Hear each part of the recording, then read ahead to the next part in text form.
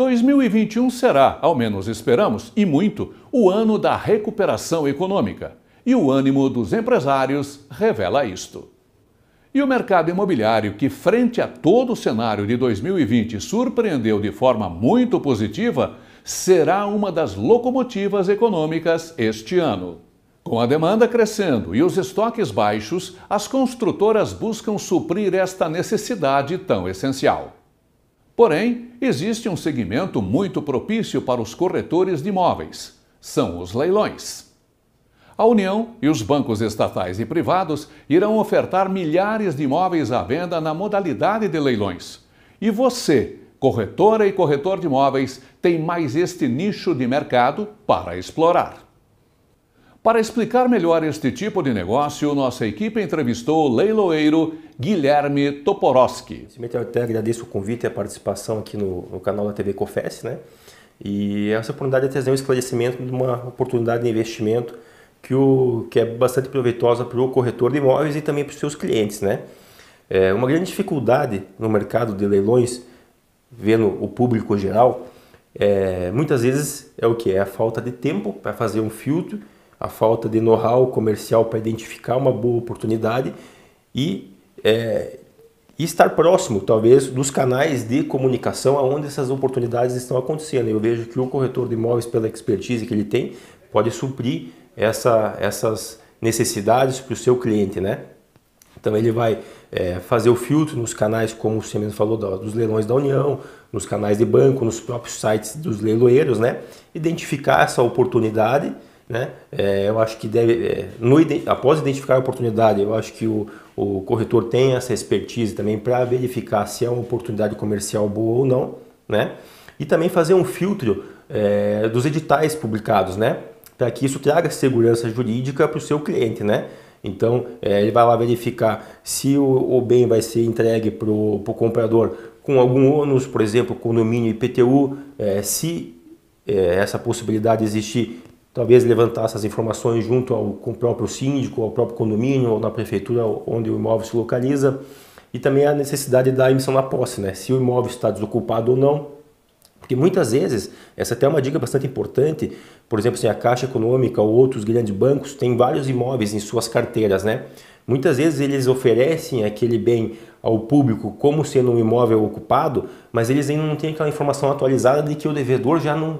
Ele simplesmente abandonou o imóvel e o imóvel está desocupado, né? Ou seja, às vezes a pessoa que faz uma diligência no local, né, que poderia ser o corretor, ele vai verificar e entregar uma informação com muito mais qualidade para o seu cliente, né? E cobrar por isso, é claro, né? Bom, as vantagens, eu acho que a principal vantagem é o pagamento com deságio, né?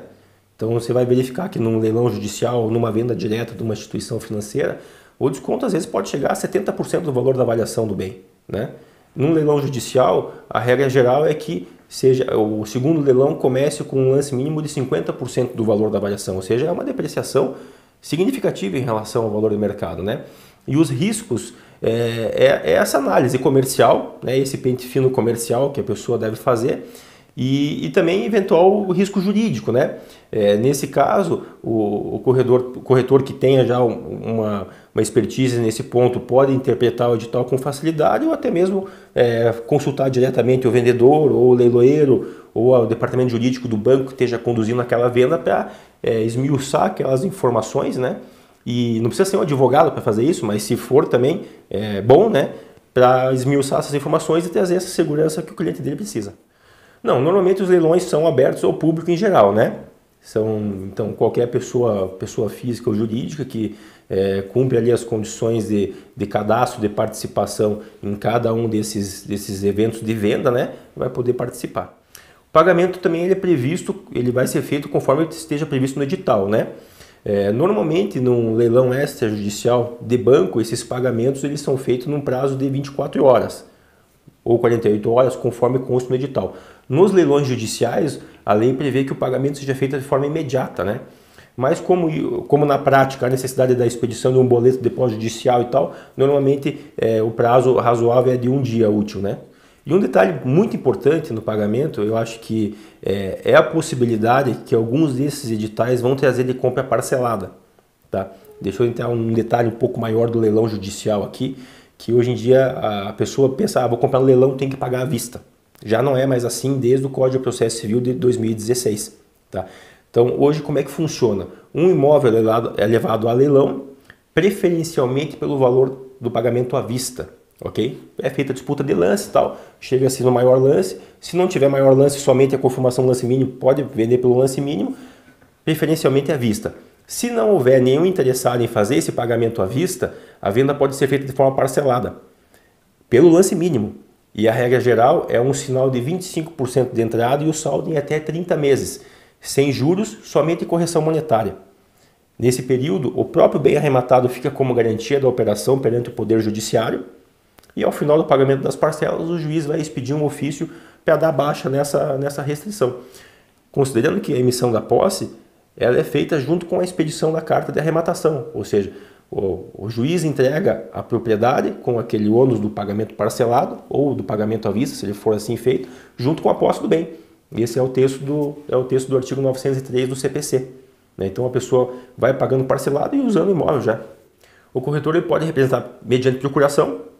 Eu acho que este é o caminho mais adequado para que ele se cerque da segurança jurídica, do trato que ele fez com o seu cliente.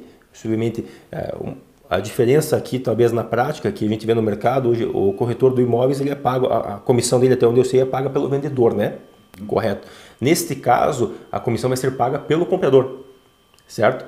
Então, ele vai fazer um acerto comercial com aquele seu cliente, né? Cobrando um valor, enfim, né? Conforme ele ajustar. E isso aí vai ser retratado mediante uma procuração ou um mandato de que ele vá a alguma instituição financeira ou algum leilão que esteja acontecendo, representando aquele seu cliente.